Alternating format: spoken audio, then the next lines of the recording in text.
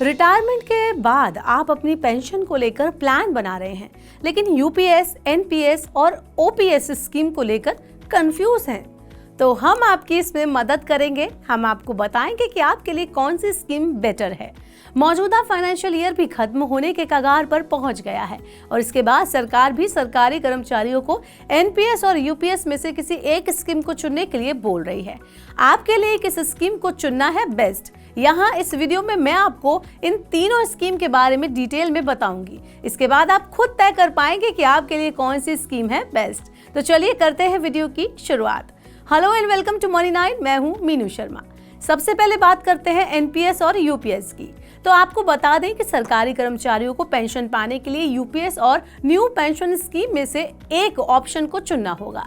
वहीं अगर ओपीएस की हम बात करें तो साल 2004 में ओपीएस को खत्म करने के बाद एनपीएस को लाया गया था। हालांकि 2004 के पहले जो सरकारी कर्मचारी इस स्कीम में एनरोल है उन्हें पेंशन ओपीएस के आधार पर ही मिलेगी। ओपीएस सरकारी सेक्टर के कर्मचारियों के लिए थी, वहीं कुछ राज्यों में सरकारी कर्मचारियों के लिए ओल्ड पेंशन स्कीम भी लागू है। यूपीएस के तहत केंद्र सरकार द्वारा सरकारी कर्मचारियों को पेंशन दी जाएगी। सरकारी कर्मचारियों के लिए 25 साल नौकरी करने पर रिटायर होने के बाद उसकी पिछले 12 महीने की बेसिक सैलरी का 50% पेंशन के रूप में दिया जाएगा। इस स्कीम की खास बात यह है कि इसमें एश्योर्ड पेंशन का प्रावधान है।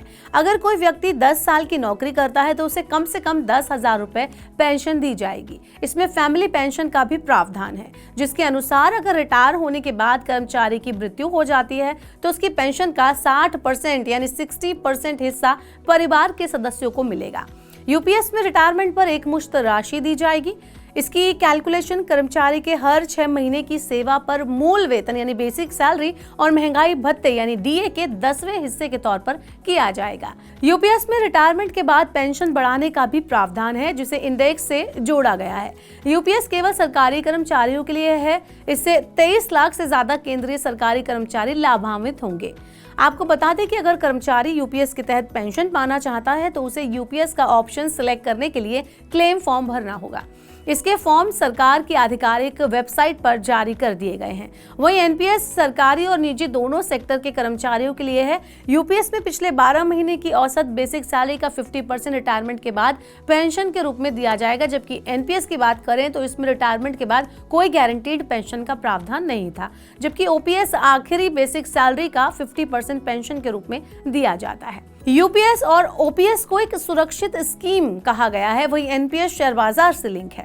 यूपीएस में एनपीएस की तरह ही वेतन का 10% यानी कि बेसिक प्लस डीए कटेगा। हालांकि इसमें सरकार का योगदान 18.5 यानी 18.5% का होगा, जो कि पहले 14% था। ओपीएस में कोई कटौती नहीं होती थी। यूपीएस में रिटायरमेंट पर एक मुश्त राशि का प्रावधान किया गया है, जिसका कैलकुलेशन कर्मचारी के हर 6 महीने की सेवा पर मूल वेतन यानी बेसिक सैलरी और महंगाई भत्ते यानी डीए के 10वें हिस्से के तौर पर किया जाएगा। एनपीएस के अंतर्गत रिटायरमेंट के वक्त कर्मचारी के पास अपनी बचत का एक निश्चित हिस्सा निकालने का ऑप्शन होता है और बाकी बची राशि को मासिक पेंशन के तौर पर बांट दिया जाता है, ताकि नियमित मासिक आय यानी कि मंथली इनकम सुनिश्चित हो जाए। कर्मचारी नौकरी के दौरान जमा की गई कुल राशि का 60% हिस्सा रिटायरमेंट पर निकाल सकता है, जबकि बाकी बचा हुआ 40% हिस्सा एन्युटी प्रोडक्ट खरीद सकता है, जिसकी बदौलत अंतिम वेतन का लगभग 35% पेंशन तय हो जाती है। दूसरी तरफ ओपीएस के तहत ग्रेच्युटी भी दी जाती थी, जो यूपीएस में भी बरकरार रखी गई है। इसके अलावा यूपीएस में एनपीएस की भी एक खासियत को शामिल किया गया है, जो अंशदायी वित्त पोषित योजना यानी कंट्रीब्यूटरी फाइनेंस स्कीम है। इसके तहत कर्मचारी खुद ही अपने पेंशन फंड में योगदान करता है ताकि रिटायरमेंट पर उन्हें ज्यादा पेंशन मिल सके। अब आप इन तीनों स्कीम के बारे में पूरी तरह से जान चुके हैं और अपने लिए बेस्ट पेंशन स्कीम को चुन सकते हैं। तो आपको इन तीनों में से कौन सी स्कीम बेस्ट लगती है अपनी रिटायरमेंट के लिए और अपनी पेंशन के लिए, तो आप हमें कमेंट बॉक्स में बताएं कि आपके हिसाब से कौन सी स्कीम बेस्ट है।